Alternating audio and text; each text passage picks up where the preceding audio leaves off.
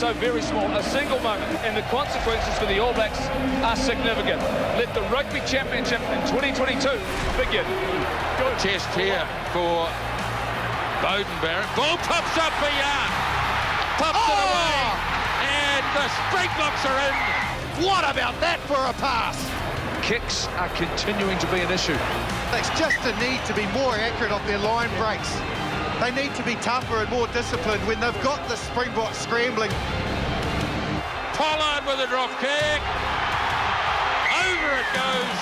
Look at this defence. They're just going nowhere here. Danger there. Then it's been dropped by Brazil.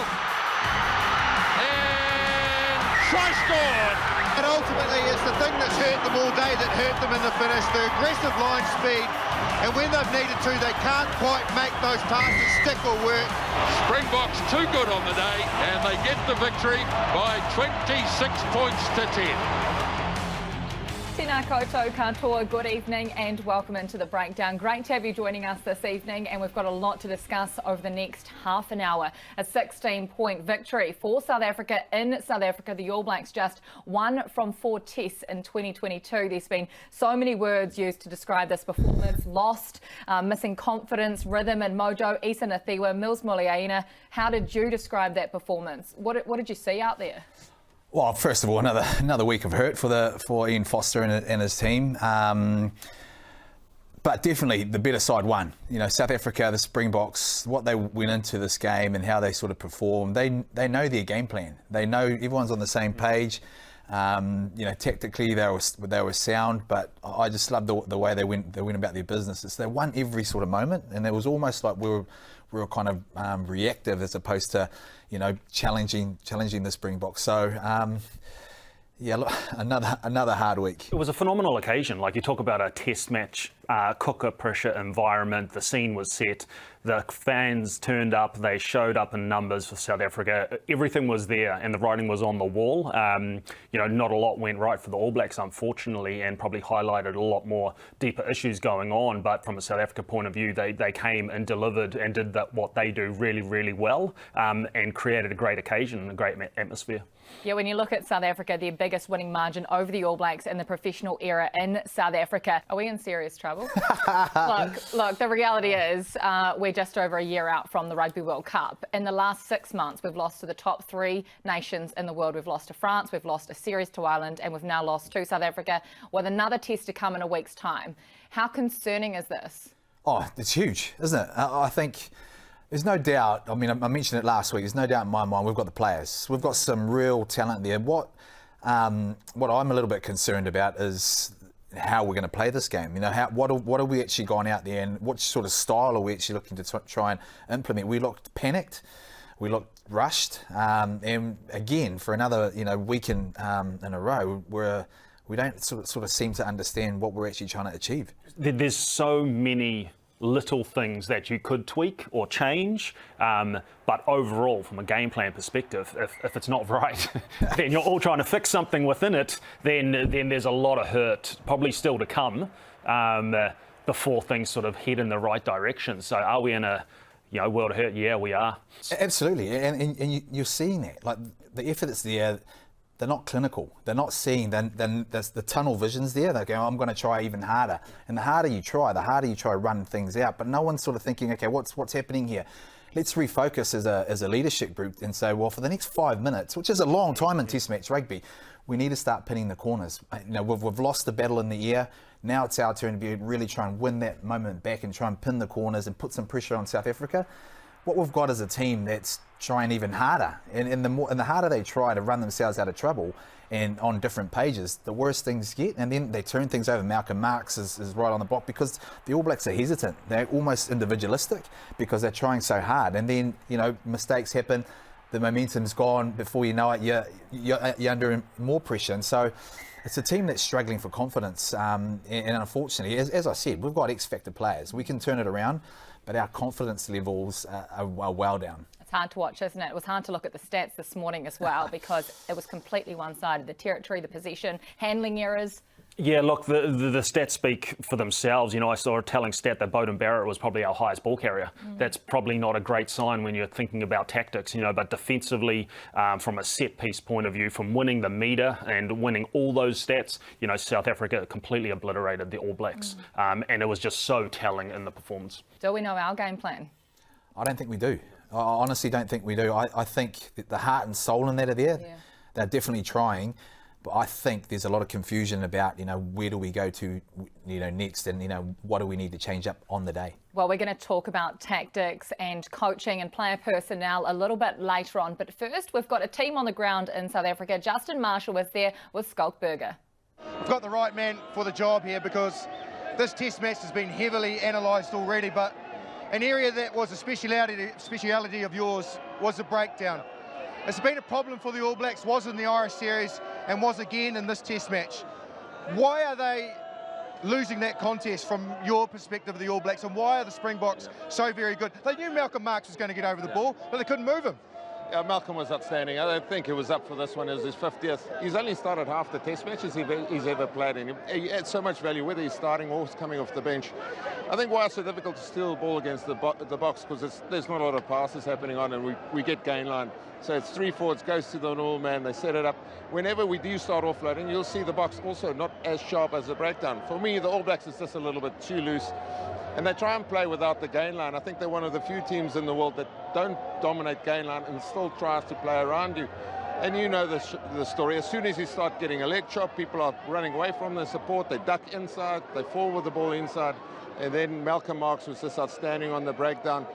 So just a little bit too loose from the All Blacks. And whenever the box defence is hard to play against, and it's their line speed, and their line speed doesn't stop, like we mentioned before. They keep on carrying on.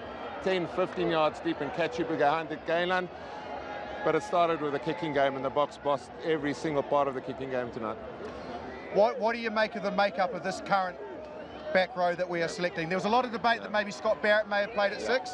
Did you think that would happen? I thought that might have happened this weekend, because he's quite an explosive ball carrier. And even though, you know, he's a lock at heart, you need someone to go through the guts. And we've got to throw it back to like a Jerome Kano of old. Against the box, he's going to front up for 80 minutes. Look, every single one of these All Black loose forwards are great players. At the moment, you know, if anyone stands outside of Sevilla, sometimes it looks like a one-man band, because he does a bit of everything. You know, it's hard when you're captain in any side and you're probably not playing your best, and you've got a lot on your shoulders, and I think that's where Sam Kane's at. So it's quite hard to free yourself up, because that pressure just sit there, and I think it clouds your judgment on decision-making where the team's at within a game. And then Akira Yane, I think I'll pick for certain games, especially when he can dominate in the wide game, in the wide channels. He's like another back. Such nice skill set, but against the box, I don't see him enough mixing it with our big boys. And that's where you've got to fight fire with fire, I think, against this box defence. Okay, there you have it. Maybe some selections up for debate during the week, and breakdown is definitely a work on. Excuse the pun. Anyway, Sculler, what you are over here is very good host. So I think we go get a braai and a beer. I'll get the beer sorted for you, boy. Beautiful, thank you. Oh, fantastic work. Great to be able to get Skalkberger's opinion as well. He's such a great analyst of the game. He talked about it. We knew it was coming. The physicality, the size from South Africa, fighting fire with fire. The script, it was written and nothing changed. Why were we not prepared for that? You've got to bully a bully, and that's what the South Africans are. They're huge men, you know, they're massive men, and they love contact. This is what they love. And so when you go into a match, there's a couple of ways you've got to win that physicality. Obviously, you know, one-on-one, when you're tackling, or when you're ball carrying, you win the game line. But when you haven't got the ball, that you're belting them. And there's a couple of times we did belt them, but it's got to be consistent. It's got to be all day long, because they'll keep coming back. But the other side of it as well is the set piece. You've got to win the set piece battle, because they love a set piece. They love a scrum and things like that. So when those things marry up, and then it comes back down to one little aspect. Well, you know, we're okay, you know, in the lineouts and the scrums, but when it comes back down to the brawn that you're talking about, you've got to win that. You've got to have a guy that when the big South African boys are running around the corner, and there's this guy that's standing up, i.e. Jerry Collins or Jerome Kano, they don't want to run that ball straight, and they want to do a little bit of footwork, and all of a sudden you've won that little bit of that battle. And so I guess It's always there. When Ian Foster picked his side, it was kind of like, okay, we're going to play a hard and fast game because of the players that he picked. We're going to get a little bit wider. But you can't do that unless you win the upfront battle first and foremost, and we just didn't win that. It goes part and parcel with being tactically in the position to do that. You know, if you're not in the position to win that metre and win that breakdown clinically, and you're not directed around the field, you're up for a hiding again. Every time the South African team kicked, if we talk about kicking game, they kicked on their own terms. Yes. Every player defaulted into their system, knew where they needed to be, knew what the next phase was, but they kicked on their terms. Everything the All Blacks did from a kick point of view was reactive. And they weren't directed around tactically. They hadn't won the metre, they hadn't won the physical battle, then they kicked and kicked poorly again. So it's just this repeat things that just spiral off not winning that contact area. But the South Africans love that area, and we just couldn't match it and couldn't even get the better of it. You know, through experience, these guys will get better, and it's usually through losses. And the past teams of the best All Blacks, they all faced some adversity, learned from it, got better, understood things collectively, tactically, and then won from it. But I guess these players that I see out there are only experiencing that now and need to experience more of it to get better. I mean, you spoke about that a couple of weeks ago, didn't you? The experiences that you all went through. Why are we all of a sudden having a problem in the air? Why are we not winning this battle? Oh man, I mean, having been there myself, it's such a tough battle to be able to win. But it doesn't. The focus doesn't go on the guys catching the ball. It starts way back on who you're putting the pressure on in terms of the kicker. So you've got to put the pressure on him first and foremost, because that's where it all comes from. If he doesn't get an accurate kick in there, well, you've won that. Then it comes back to the guys that are turning back around to help you. The 12 o'clock that's in front of you, the 6 o'clock as well for any loose stuff. But the way they were kicking, and I go back again to my point, in the 22, it's right on top of you. You haven't got an opportunity to actually get in there and get some height. So I think that's possibly what they were training, during the week. When you have the turtle out and you're running in, they're getting kicks within the middle of the park. Not the ones that are just, right on top of you, where you've got to get elevation. You've got to get elevation well, and you've got to get really strong. And this is where you're at a loss, because the South African wingers were just chasing. Look at how easy their run into the ball was. Exactly. And if you step back tackling and go, well, forwards, you've got to escort these guys off the ball to give them the fair chance to actually go up in the air. You can't focus on that when you're in this environment. That's right. Like there's too many things to fix, and yet South Africa understood what they needed to do tactically. Their wingers went 100% for the ball and solely focused on the ball. So that's one more tactic that you can't change week to week. Yeah. That just doesn't automatically click into place. But South Africa executed spot on. Well, we're going to head back to the Republic now. Jeff Wilson and Ma'a Nonu are on the ground, and they're talking selection changes ahead of Ellis Park in a week's time. Well, team, Ma'a Nonu joined us for the weekend for this big match. And Ma, this is not the result the All Blacks were looking for. Will they have more questions than answers tonight as a team? You've sat inside a changing room when the result hasn't gone your way. I've done the same. What would you be asking yourself if you're this All Black side? Yeah, look, I wouldn't want to be sitting there right now. I've been there before. I guess as long as the boys stay together. So what went wrong? I mean, you talk about that, and we talk about some of the specifics of the game. We sort of knew what to expect. The Springboks didn't really show us anything we hadn't seen before. So if you're the All Blacks, what adjustments can you make, and can you make quickly? I think for me, I would like to see the All Blacks play with more territory. Maybe in the first 10 minutes, we could try and pin the corner, use territory in terms of we can get a set piece, and then we can attack. One of the weaknesses tonight we had was the high ball. And we've seen it probably in the Irish series, and we couldn't catch a high ball. Our defence line, which is at the front, should automatically drop back and even cover and even have blocks at those kickers, so when they can go out and catch it. I mean, would you make changes? Are there players you'd like to see get an opportunity? Well, I think we've probably had a couple of injuries tonight, especially with Bowden. Geordie went down as well. Geordie went down. So who does that open the door for? I guess you still have Severus on the side, Stephen Perifetta, who actually played outstanding this year for the Blues, so we might see him next week. Are you confident this All Black team and this management team can turn it around in 7 days? 100%. What gives you that belief? 120%. What gives you that belief? This is where we've been in the past. Our back's against the wall, and there's nowhere to go. The only way to go is up, and I believe in these guys all the way. Mark, It's been great to have you with us. We'll have you with us next weekend. Enjoy your week in South Africa. The fans love you here. They've been all over you. You're a superstar, but team, we know there's a lot of discussion, a lot of debate that's going to happen over the next 7 days. Well, look, if Ma'anonu believes, we all have to have reason to believe as well, right? We've got 7 days to turn this ship around. Ellis Park, you'll talk about it, Mills, not an easy place to go. But in terms of selection, have we got it right? What would you like to see from the All Blacks 23 in a week's time, Issa? Oh, look, you've got to really think about, is this game... Are we trying to win this, or are we thinking about the future? And I hate to say that, but I think that question needs to be asked, because there are guys that haven't even had a run out in the squad.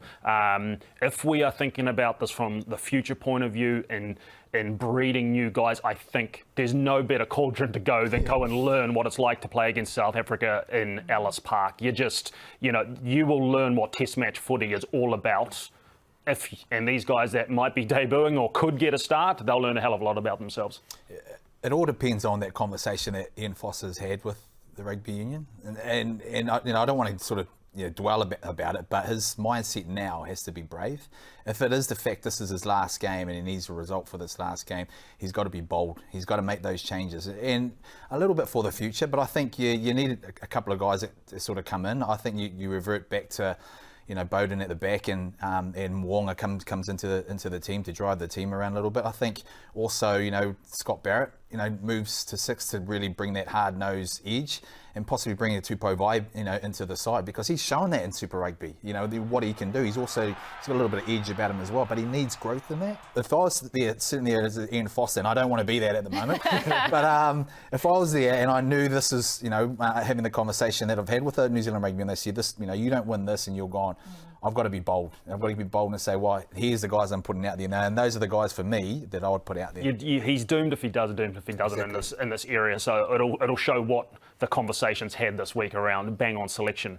These guys getting out and actually having an opportunity to perform at that level, but they can't be criticised individually after this match if it doesn't go well. Yeah. Because it's, this is what's out there. It's a learning experience, accept where we're at and that we're developing, but they can't be single-handedly pinpointed after the match saying you had a bad game, that's the end of it. It's just you're setting yourselves up for failure. He would have loved that luxury, before the start of the season, before the Irish series. He would have loved the luxury of saying, well, hey, here's how many Test matches we've got. We're prepared to lose, this and that, and you've got our backing. Not get to the point where he's constantly every week trying to get that win to try and please everyone else. So I don't think he has that, and that's part of the issue. Ireland bled a hell of a lot of players under Joe Schmidt 6 years ago to get them to this point. Stuart Lancaster bled, so many of those backs, Tuolangi, all those young guys at the 2015 World Cup to be where they are now. We have to actually sit back as a nation and go, well, this is where we're at. We have to take stock, get some new blood out there. Not just a week. Maybe give them a couple of years. That's what you're saying. 100%, and it can't come back to that. Whoever's in the position for the future, they can't be all judged on 1 week of footy. And that's the problem, right? Every week the All Blacks go out there and they are expected to win, and so is the head coach Ian Foster. We're going to talk about him right after this.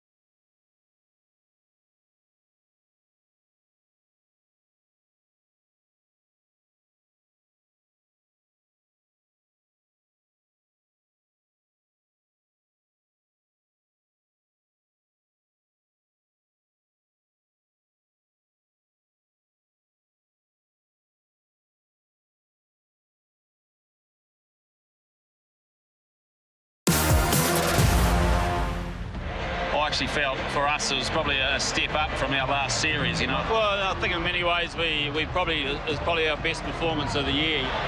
Well, we've got another week here, and so we've just got to get back on the horse and start chipping away. And we just got to stay positive and keep working, mate. It's not far. It's not like we're way off, but it doesn't take away how disappointed we are with tonight, because we're really targeted this. Interesting from Ian Foster, one of the most improved performances of the year, remembering what the results have been. 1 victory in 4 tests this year. Was that an improved performance? Was that accurate? Was that diluted? I think it might have been an improved performance on what they were focusing on. The few key areas that they came off the back of the Irish test, then they said, look, these are the areas we're going to focus on. You can say our defence was a lot stronger, but remember the South Africans didn't play. So they weren't tested. You know, was it an improved performance? It probably was in the eyes of coaches on what they were focusing on, but probably nothing more. Yeah, what are you actually improved in what? You know, what are those things, those criteria that you're talking about? Yeah, okay. He's probably more thinking on the back end of the pressure they've been under. Yeah. You know, back here in New Zealand, and say, okay, this is an improved performance. We fronted up physically in these sort of departments, like you've said, Issa. But it still wasn't good enough because we didn't fire a shot. This is not an easy position, but do you see any way that he can continue leading this side forward as the All Blacks head coach in a week's time after this next test at Ellis Park? He has to. He has to. And this is where I'm probably a little bit disappointed about, you know, this review that sort of happened. They probably needed to have the confidence, or actually have the nous and balls, should I say it, to do it, to let him go along with his, his assistants. You know, they've sort of let him on, and now I'd say, well, you got another 2, you got another 2. So what comfort does a coach have when you're in that position? So who knows what the conversation's had? There's obviously stuff that's come out. They would have had conversation in his living room, apparently. But it's like we were all there. Exactly. And so he's got to. He's, when you're in this, and you feel for him, because he is a human, and he's trying his hardest, but this is one of the nature of the beast when you're in the All Blacks environment, and the expectation that they have for you. So he's got to do it one last week. And as I said, he's got to make brave decisions in terms of his selections, but he's also got to stick at it. They've got to make a decision on whether, going forward, and this is New Zealand Rugby Union, whether going forward this is the best thing, or have we got enough time? I love to see them give him the confidence to go right through to the end of the championship. If he loses the Bledisloe, then I think he's got to go. But I think they should have given him confidence to say, at the end of the championship, no, if the performance isn't thing because this isn't that, then you're gone. Let's do it for another 2 weeks. You've had 3 weeks after the Irish had a review. They've gone another 2 weeks, another 2 weeks again, and then another review. They've got to be bold in coming out and telling him what he needs to have done. Do I dare to ask you, do we win this next test? You predicted 1-1, Mills. Yeah, I did. So is this the one? I thought that they'd win the first one. Their backs are definitely against the wall. I want them to win. Yeah. I so want that place, Ellis Park, is such a hard place to win. And right from the get-go, when you're coming in on the bus, they don't want you to win, man. You're in hostile apartment. So you want them to win? I want them to win. I want them to win. Absolutely, I do. Do you think they'll win, Asa? If I'm being honest, I don't think they will. I want them to. I want to see these players exposed to give themselves an opportunity, but I think the battle is too uphill to make changes when you've got a South African team that is at the top of their game and can get better. So I think it's probably one hill too steep.